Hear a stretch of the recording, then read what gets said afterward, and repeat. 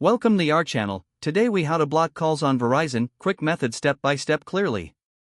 To block calls on Verizon, open your phone's dialer app. Dial *67 before the phone number you want to block. This will prevent your number from being shown to the recipient. For a more permanent solution, log into your Verizon account online. Navigate to the My Services section. Select Call and Message Blocking.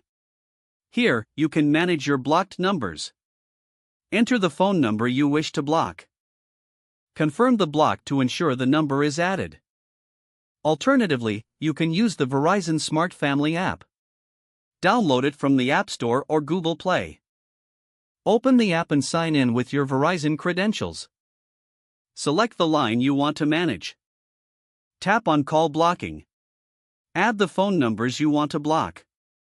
Hit Save to finalize your settings. You can also block calls directly from your phone's call log. Open your recent calls list. Find the number you wish to block. Tap on the info icon next to the number. Select Block this caller. Confirm the action if prompted. Now, you won't receive any calls from the blocked numbers. You can always unblock numbers later using the same methods. Enjoy your peace and quiet.